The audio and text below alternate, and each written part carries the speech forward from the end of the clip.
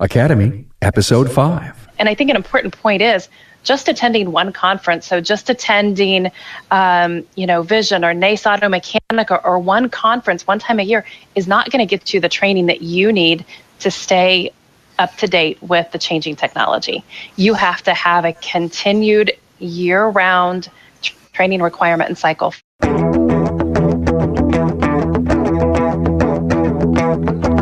Welcome, automotive aftermarketers, to a Remarkable Results Radio Town Hall Academy. Listen to learn just one thing from today's episode on your journey to remarkable results.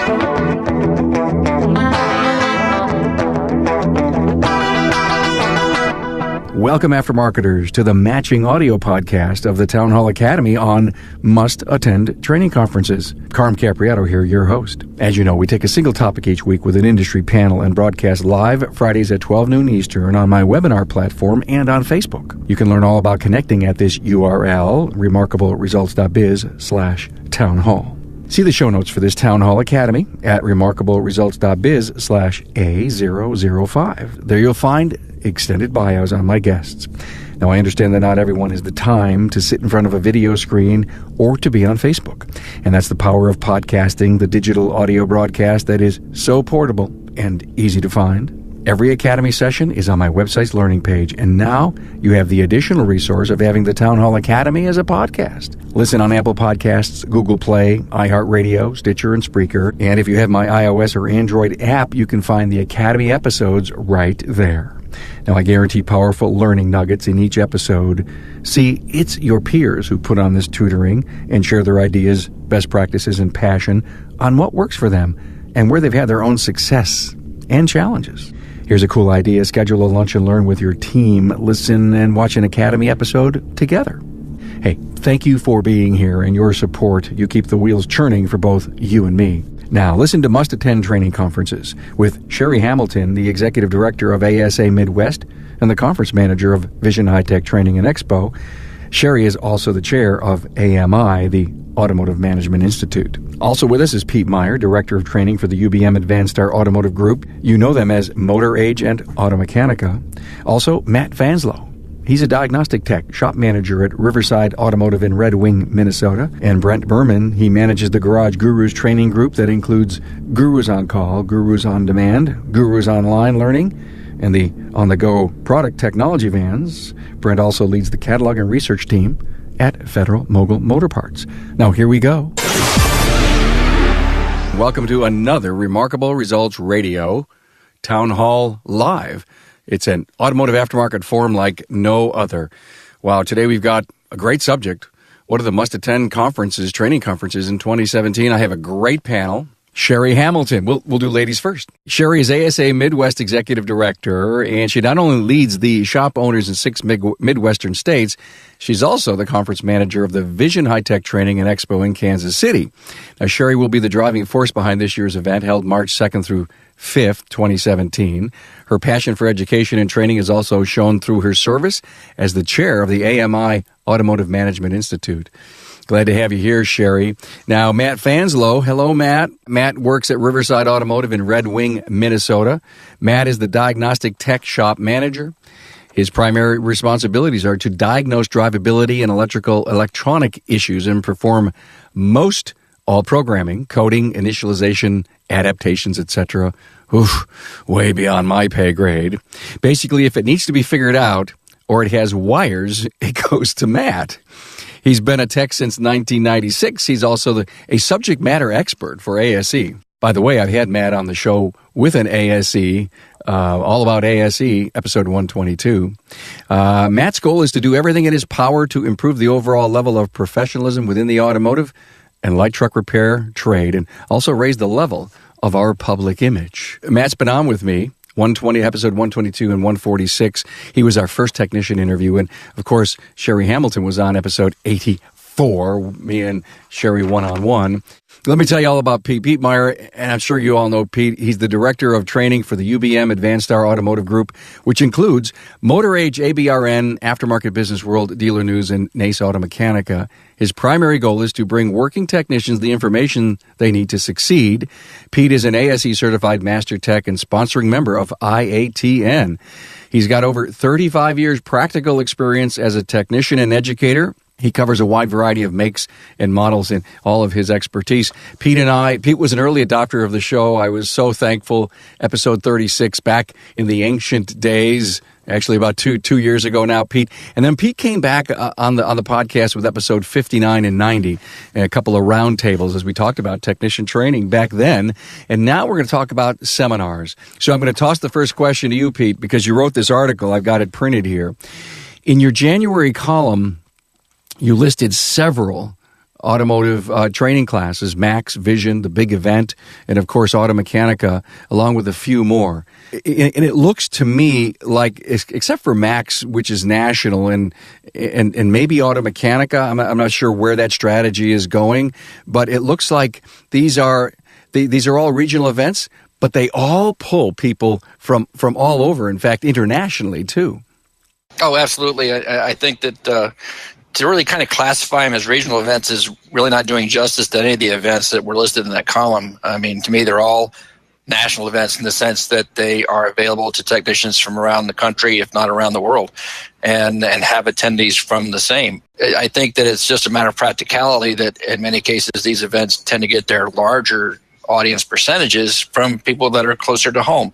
I can say that for us, the first time in Chicago, we had the majority of our people came within a 300-mile radius. Of course, that wasn't all, but that's where most of them came from. And I think that trying to get people to the events is key. Like we spoke earlier, what's the best training event? I think they all have their strengths, and the best training event is one that somebody can actually get to, and attend. So I think they all are very valuable to the industry, and they all serve very useful purposes, and they all do a great job. We're going to introduce Brent Berman. Brent has been involved in the automotive industry for over 25 years, primarily in the technical field evolving from mechanical to digital. In his 18 years at Federal Mogul, and that's where he is now, Brent has held roles of increasing responsibility in technical training, then marketing, and now manages the Garage Gurus training group that includes Gurus on Call, Gurus on Demand, Gurus Online Learning, and the on-the-go product technology vans. So if you think about everybody who's here, I mean, I had to talk to every one of their agents in order to get this level of quality on my show, and I can't tell you how much I appreciate that. Brent also leads the catalog and research team, overseeing critical activities from training, tech support, catalog, NE data, and digital media. He also oversees the company's Tech First initiative that seeks to simplify and improve the many touch points it has with all levels of customers. So, Pete, you really say, listen, the best training conference in your mind is the one you as a tech or shop owner can get to. And it doesn't matter if you fly across the country or you attend something regionally or a parts supplier, and there's a lot of this today in the industry, has a seminar.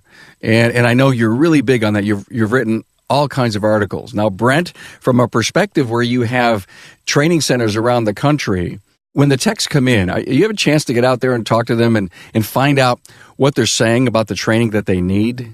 Yeah, we do. We do take time to talk to as many people as we can. And I think echoing on what Pete was saying, I think we hear everything and anything, between getting to the training that's available, within regional proximity, traveling to an event like Sherry's event, but just getting to available training that fits your schedule. So, if I was to kind of slice it up in a pie chart, I'm sure it would be equal parts of, traveling to the best event that's available, doing it on my time, or actually dedicating X amount of days per month, days per quarter, days per year to send my folks to training. So we hear any and all platforms, delivery platforms, as being optimal. Sherry, I know you're a huge advocate for shops having to have a policy on training.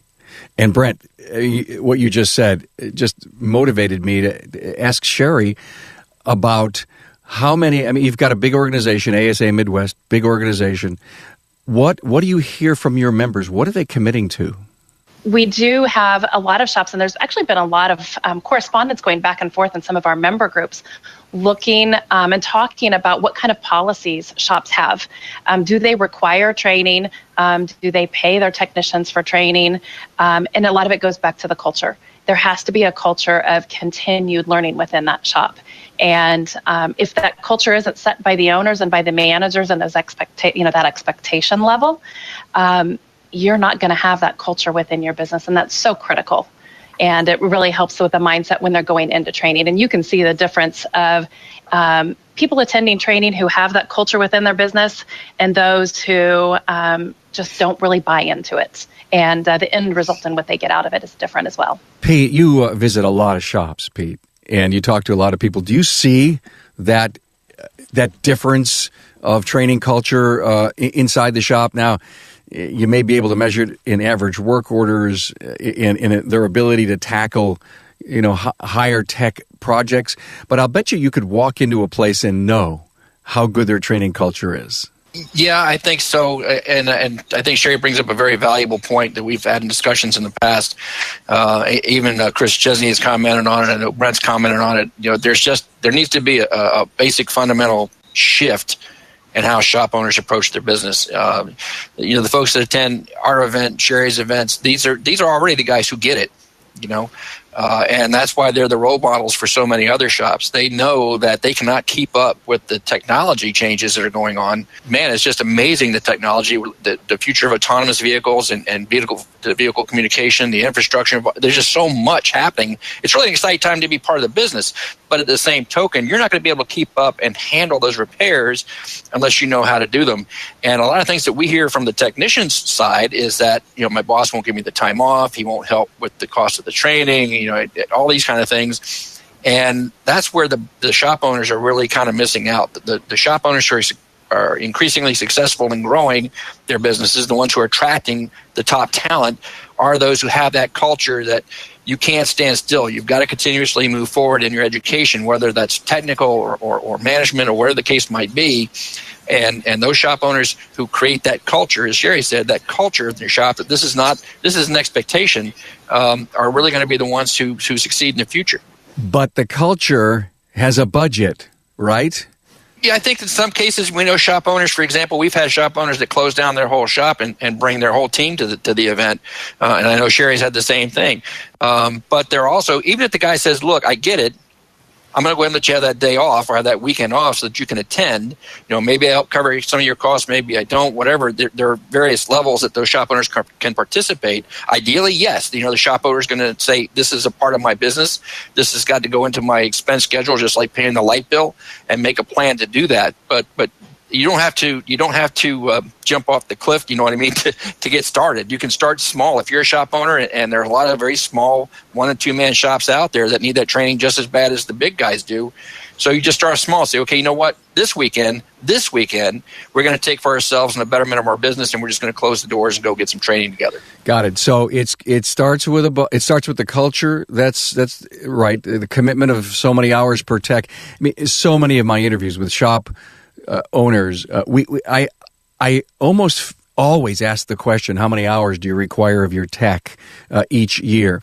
And it's interesting. I get some, I tell them to do it on their own, up to 40 or 50 hours, and to the point where we shut down, we absorb the revenue loss, we build it into our budget, and we all go.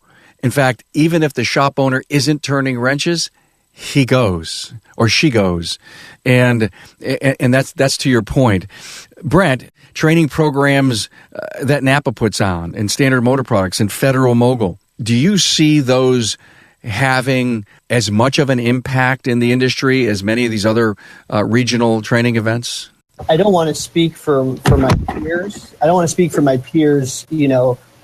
Empirically, but I do want to say that I think from what I've seen, that there is a lot of really, really good training out there that's given by the suppliers. I know we've invested tremendously over the last 3 years in revamping our training program. But I do know that as a manufacturer, having that perspective, having that engineering talent in-house, having associations with the OEMs, whether it's a tier 1 relationship or a tier 2 relationship, provides a lot of the really good foundational insights that are needed to build some of these, let's call it high-tech, air quote, high-tech training courses. So I think that what I see is there is great value in what the suppliers can bring to the table. Now, I'm not force ranking anything because, like I said in my earlier comment, there's the needs-based training. And if an event like Automechanika or Vision works better for the business owner, I'm all for it. I think find the platform that works for your business and then take advantage of it. I want to applaud Brent and Federal Mogul for what they've done the last few years. They've really launched up quite a program all on their own, and very glad that they're going to be part of both of the events that Sherry and I are hosting, this year. Very much appreciated.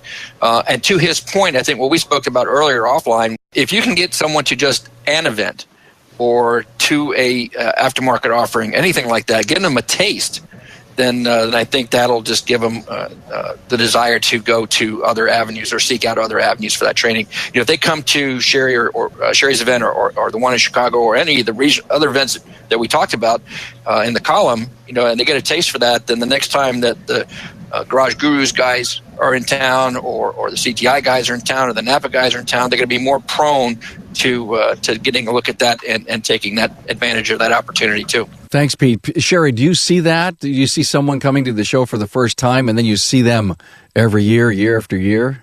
Definitely, you see that. You'll see them attend sometimes for the very first time. We've really tried to engage students to get them used to the concept that you have to have education beyond school. So just when you graduate from school, you don't come in and know it all and forever know it all. Again, it's a continued learning culture. Sometimes you'll have technicians that have been to a shop that has had no training. Now all of a sudden they're attending Vision or Automechanika or any other event. The light bulb comes on to see the training and that networking opportunity throughout these events. And then they become hungry for it and they realize what they don't know sometimes. And it's not always so much what they may not know, how much they don't know, but it's also learning how they can be much more efficient in what they're doing, because efficiency is where these shops have to be with today's profitability. Young techs. And I loved your point, Sherry, about the students. And Brent, Pete, the graduates from Votech, the late 20-somethings going for that perpetual studency. What do you see? Oh, I've got to comment on that. Of course, last year was our first event, and we had it open to the students as well. And it wasn't just the students. We had quite a turnout there. The audience in general was a younger demographic than I was used to seeing in a lot of the events. And a lot of them were there for the very first time, mainly because of the model that we used to put our event on.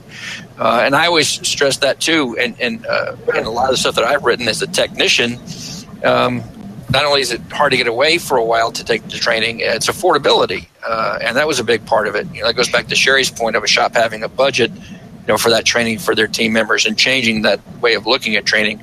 But back in those days, you if you wanted to go, you had to do it on your own.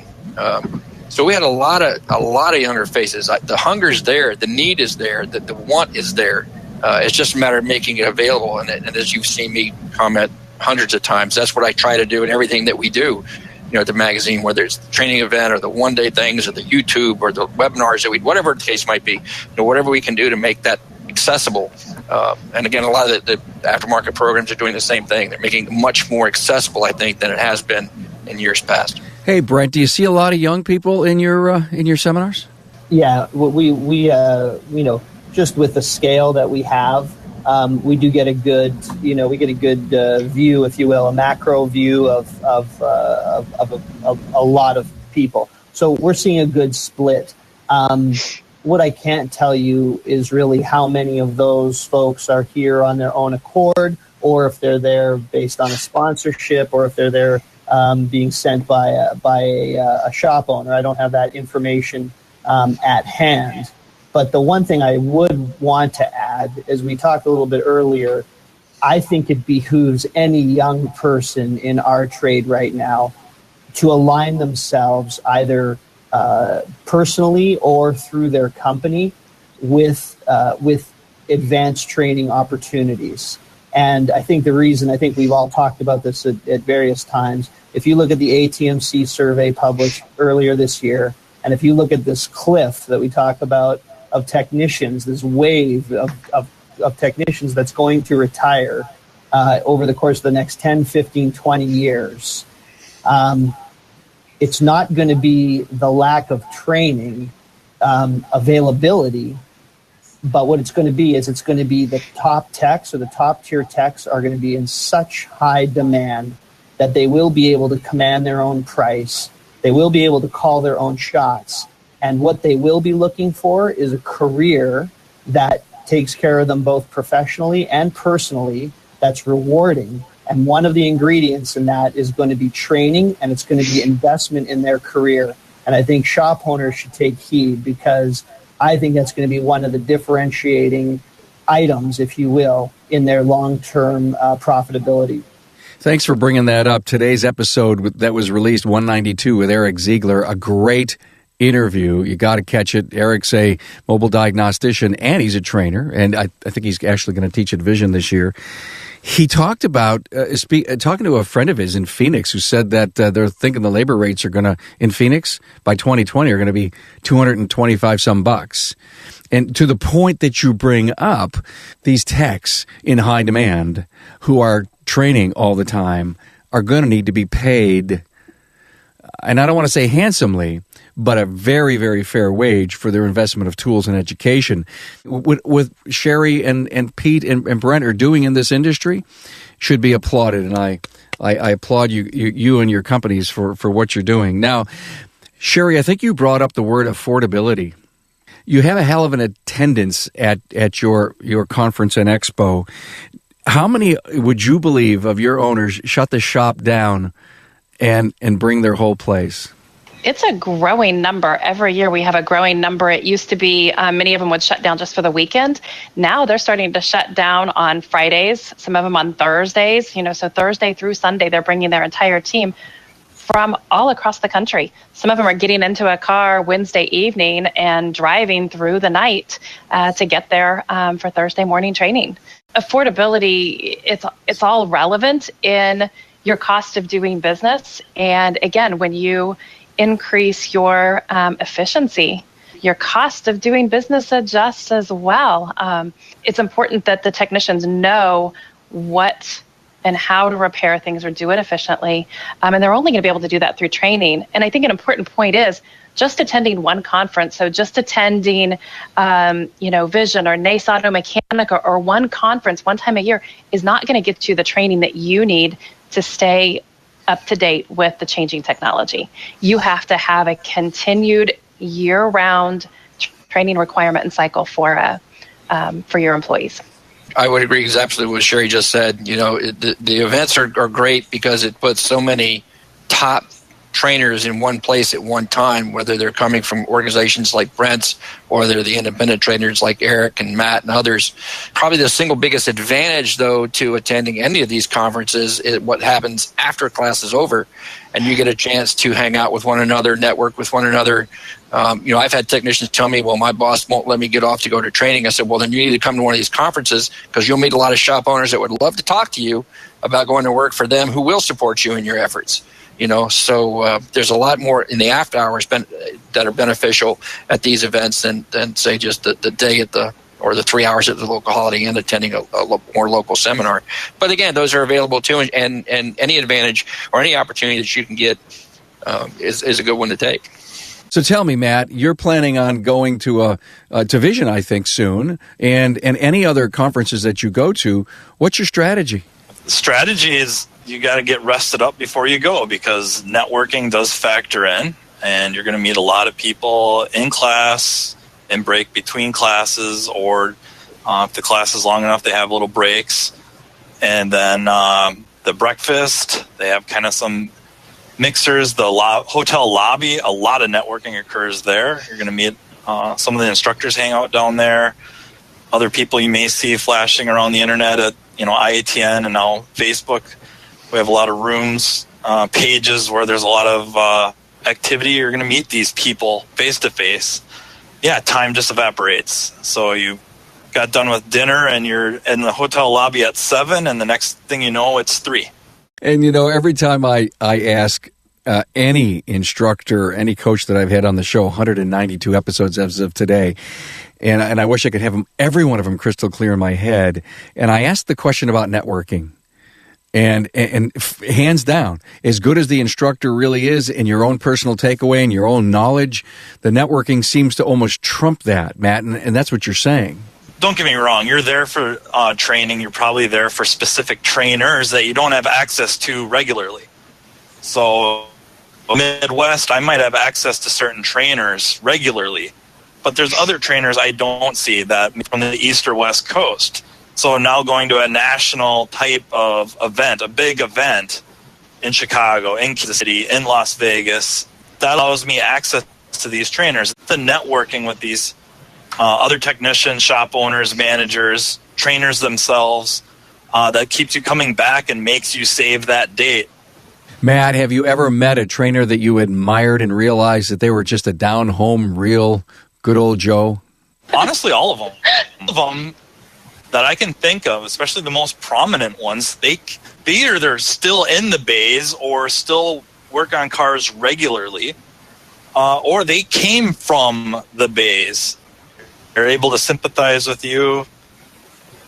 So really, most of them are very accessible, very down to earth, very approachable. One of the points that I want to make is so many of these events there's an exposition attached to it.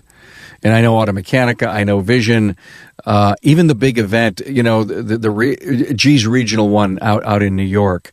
And vendors come that help the affordability of this training. Does anyone have a message for everybody who attends about making sure they hang out with those manufacturers? We actually had to make a shift in our scheduling for the coming year, because one of the comments that I got downstairs in the training area from many of the attendees was that they did not have enough time to get upstairs to express their appreciation to the people who they saw as the ones that made it possible for them to come. And of course, that's exactly what happened. So yes, the people that were very much appreciative, I don't think you have to tell the technicians that or drive them up to see that. They do want to let these guys know that they do appreciate it. So that hasn't really been an issue. The hours that we have set up for the next event will make sure that they get more than enough time to interact with the folks that are helping us put this on. So it's scheduled, but you also see, Pete, Sherry, you see your attendees spend time with the manufacturers? Yes, they definitely spend time on the show floor. And the great thing about coming to an expo is a lot of these exhibitors will bring in experts. So they'll bring in the people who can answer the questions that they need to know about the equipment, the products, the services that they're in the process of evaluating and purchasing. So they can get some answers. Even if they've made the purchase and they're having some struggles with that equipment, they've got somebody there who can answer those questions. If they're comparing and they have not yet decided which product or service they're going to go with, where else can you go to be able to see multiple products at one time, back to back, and be able to go back and forth? How much time would that take out of your business day to really make a good, educated decision? Right there on the show floor, you've got the ability to do that. And you have some great show specials and some incentives to be able to purchase as well. So we encourage, for our ASA Midwest members, we encourage them to make sure they're making their purchasing decisions around that vision program on the show floor to be able to save them money, to be able to have a better educated process through that selection. Brent, from a manufacturer's perspective, what do you hear from your people when they go out to both a training and expo program? What's the input like in your booths? When it comes to training expos, we send our training staff. So our entire training staff is there, from our training operations folks to our administration management folks, as well as, of course, all of our trainers. But the feedback I generally get, and I'll stick specifically to the trainers, is that networking that we were talking about earlier, and Matt was before he fell off the grid. But that networking, that's bi-directional. You would not, and I'm sure Pete, I saw Pete nod there, you would not believe how many, I always call them war stories, that the guys and the girls will trade, and it will lead to the next round of tech tip development and bulletins and, I didn't know that the Ford, whatever diesel head gasket was having this trouble. We've developed those relationships, and a lot of my folks actually have, direct contact with a lot of their alumni on a regular basis. So I think it's beneficial both for the manufacturer and for the training entity as well as the student. Excellent point, everyone. Online training. We're talking about where to go this year, but online training is one heck of an option. Brent, you guys are doing a lot of that, right? Yeah, we're doing a lot of it. I think there's a lot of companies doing a lot of great things in the online space. I think CTI is certainly doing some great stuff. Electitude is out there. Bosch is doing some crazy stuff with VR. We're sticking with the more traditional e-learning at this point as a platform here's where we are in 2017. I think somebody is still going to crack the code of how to make e-learning as enjoyable and as digestible as these in-person seminars. I mean, because in my mind right now, the creme de la creme is still workshop training, is still, I'd love to hear Pete's opinion on this, is still either the workshop or the seminar or the one-on-one and just that interpersonal, student-teacher rapport that just happens, right? I think there's fantastic information available online. I think in some organizations where you're talking about 8 to 20,000 technicians, think of your chains, there's no other way that they can get those folks trained and offer that level of training. So they need that option for e-learning. And it does play its role. I think as an industry, and I think there's wonderful people in the space, like I said, some of those I just mentioned and others, I think we can take e-learning as an industry over the next, let's just say, I'm going to say 8 years, just to say 2025, take it to a place, maybe it's a little bit more interactive. Maybe it's got a little bit more of a feel. You start to see things like Facebook Live and other things where there is more of that bi-directional, interpersonal kind of exchange. And then I think we're really going to see e-learning carve out a stronger or a bigger wedge of this whole training ecosystem. That's my opinion. I'd love to hear Pete and Matt's take on that, and Sherry as well. I don't think it's any secret that we've done a lot of online stuff for the last half a dozen years. I mean, YouTube is the second largest search engine in the world, right behind Google. And we live in an age now where a lot of our younger generation of techs are looking for instant answers at the point of need. So they're Googling their problem and seeing what comes up. First, let me say that the in-person events, whether it's hosted at a Garage Gurus location or it's hosted at one of the national events that we have, is absolutely the best way to learn these higher tech issues, or even just the fundamentals if you're new, because you get so much more synergy between not only the instructor and the student, but the students themselves. If you've got guys who sit next to you that may have just started yesterday, and he's sitting next to a guy that's been in there for 30 years, there's a lot of synergy that can come from that. With that being said, we've had a lot of success with our quarterly webinars that I do with G up in New York. We try to make it as synergistic as we can by offering to have people offer their comments and questions while we're doing it in the shop. We try to do as much as possible physically on a vehicle to illustrate the points. So we're trying to keep that in mind. And then, of course, our YouTube channel, we just started a series, or resurrected a series, I should say, on how to. That here lately has been on fundamental scope use, with the aim of having technicians who have that tool sitting in their toolbox, no matter what brand it is, that they should be able to get that capture on their screen and put it to work for them. And that's been very well received. So I think there's a place for all of those elements. I don't think any one will take over from the others. But again, to Brent's point, I don't think anything can ever replace the in-person one-on-one. Here I am to answer your questions. Here we are to have others invest their opinions and comments. I don't think you'll ever be able to beat that. I would agree with exactly what Pete has said. I think all elements of the training are so important, that interaction back and forth with your instructor, and sometimes hearing somebody else ask a question that sometimes may even challenge the instructor or ask for more explanation as to why or how or the theory, enlightens the entire room, and sometimes to a better understanding that's not always going to be in a scripted session or an online presentation. And the times where you're taking the break and you're starting those conversations in between, also enlightens to a lot more information. But there are times too where this online training, if you have a newer employee that for some reason isn't able to travel, maybe you're not quite ready to make that big investment to fly them across country to do training, there's some incredible training out there that's available online where you can help continue moving them forward. The training is out there. It's just a matter of, do you have the budget? Are you making it a priority? And are you committed to getting your team there one way or another, whether it be in person or online? We're talking about a shop culture thing. We're talking about an automotive repair trade mindset where we're giving online training a way in, because typically we don't send technicians to training. They have to, a lot of attendees at Vision, or really any event, they're there on their own dime.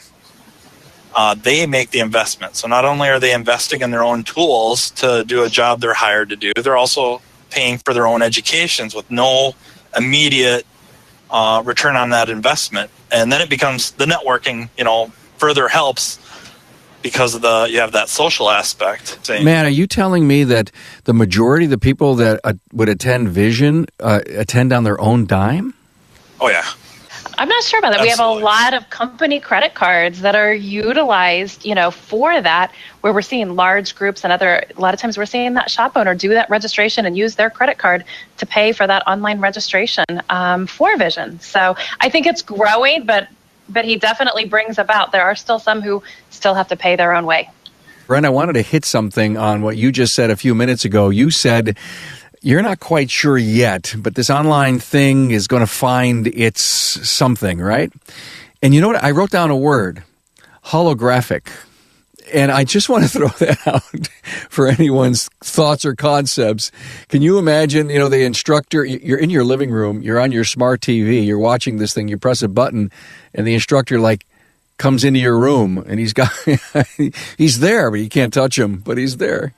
Yeah, Isn't Bosch already kind of doing that? Well, they have that virtual reality program that they're using now where you can use your iPad and lay it over a vehicle, and whatever subsystem that you're looking to work on, it will overlay that subsystem on that vehicle. So you want to know where the component is? Well, you can just hold your iPad up there, and it's showing you on the car that you're working on. And there's some service information built in that as well. But Pete, I'm not that much of a geek, but I think that may be called augmented reality. And where you're actually, once you get the code, the computer knows what you're looking at. There's so many cool things going on with VR. In fact, it's funny, Moog has this download where you can actually put VR on your smartphone. It's really wild. Hey, I want to make a shout out to Bob Greenwood. Bob says, trade days are over. This truly is a profession today. Gary Keys. Gary is from Florida. He says, any thoughts on management training? Hey, Brent, will the gurus ever have management training? Absolutely. I think what we've done over the last 18 months, and I guess closer to 2 years now, is lay the foundation. We wanted to create the scale, and then do what we do well, which is the current curriculum portfolio that we've been known for, and then look to explore how to use the facilities. How to make them, as I think I've told you on a couple of our interviews, we would love for the Garage Gurus to be seen as the university of the aftermarket, for lack of a better term, as a dependable place to go for training of all different types. So that's the goal, and certainly I think there's other elements. There's shop owner training. There's service writer training. There's how to greet a car owner. There's how to talk to a DIY or a DI. I mean, I think all of those things are on the table at this point. Pete and I were talking this morning. There's like 750,000 technicians in our country. They're not all going to Vision. They're not all going to Automechanika. They're not all going to Guru Garage. They're not all going online. There's so much opportunity there. Now, yeah, it's going to shake out, and you're like in any industry. There's going to be something that creams to the top. But I'm excited about where training is going. I've never been so close to talking to so many people in the industry with that. And here's Doug Callahan from Doug. I think you're from Winnipeg, and I can't remember. He's been on the show before. It's a challenge in Canada to find good in-person training. We're starting to look at sending techs to the States. That's so interesting to find out that our neighbors to the north aren't doing as good of a job as we are here in the States. And we have a growing attendance from Canada coming to Vision every year, and very much the same thing. They're looking for that quality training that they're just not finding there. I mean, you kind of talk about the online training, Carm. AMI, when we're looking at management training, AMI has a lot of management training at every level available to where you can get your AAM, then your AM to be accredited automotive manager. So there's a whole pathway that's laid out as well. So the training is there. Where's your priority? You have to make sure that you've got it. When I remember going to cars, and then that piece that they did at Apex last year, a lot of management training going on. A lot, more than I think ever. And with Sherry being the chairperson at AMI, you're in the loop, you would know. Hey, I want to thank everybody for being on with me today. And I can't tell you how much I thank you all for being here. And before I end, I always do a quote of the week. And I look for a quote that has something to do with our topic. And this one's from Mario Andretti. Remember, Formula One, IndyCar, World Sports Car Championship, and even NASCAR. He was a 4-bang winner. Mario said, "Desire is the key to motivation, but it's the determination and commitment to an unrelenting pursuit of your goal, a commitment to excellence, that will enable you to attain the success that you seek." Matt Fanslow, your final comments? I think it's just try to get to these events. I mean, get to training, first and foremost, local if you can. Honestly, look down the instructor lists and the subject lists and pick out some weak spots or areas where you've been beat up in the base, and try to get to these training events, meet other techs or managers, business owners who may be in similar situations as you are, but spread across the country, and network with them, get to know them. You eventually will probably become friends. And that network group will just continue to grow and give you even more resources. Man, how big's your network? I mean, you have friends in this business from all over the country. I would hate to put a number on it. Hundreds. Here you're a working tech who goes to training, and you actually are an instructor. So you credit basically being out there and attending for the growth of your network.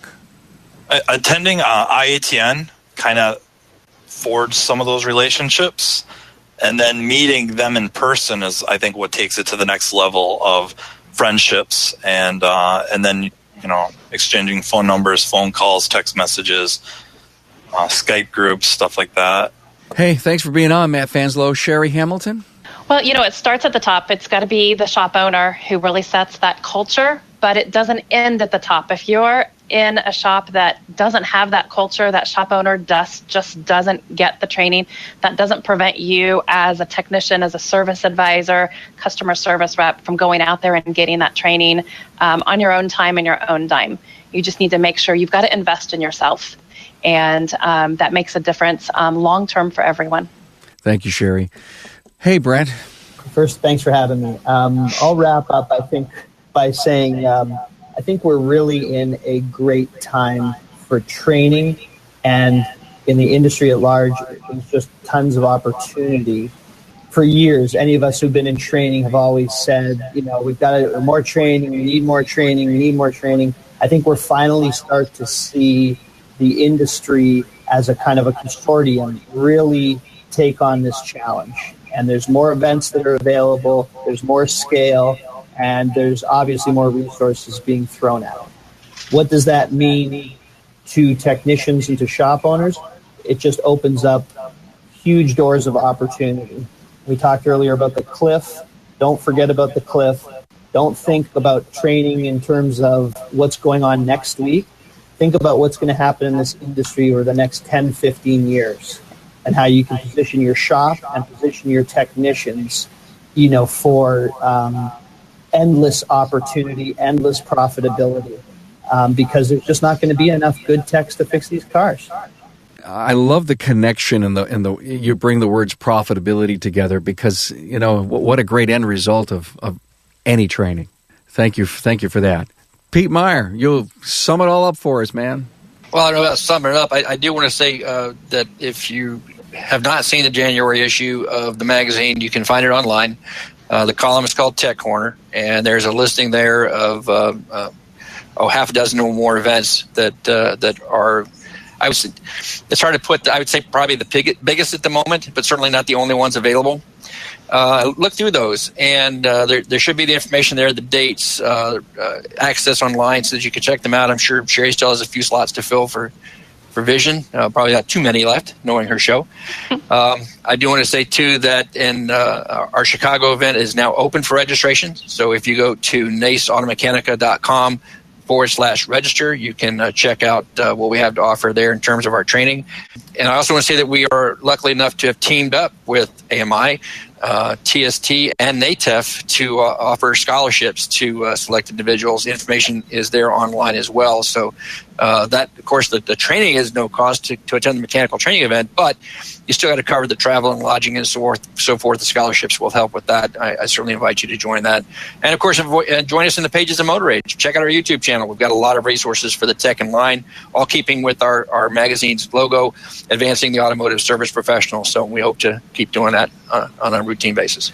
Well, thank you, Pete, and thanks for everybody being here. One really exciting thing for me that's coming up is I'm finally going mobile, and I'm going to have a studio inside of Vision this year, right off the Expo floor. And boy, I can't wait. We're going to do some roundtables, some great interviews from my studio at Vision. Thanks for being on board to listen and learn from the premier automotive aftermarket podcast. Until next time,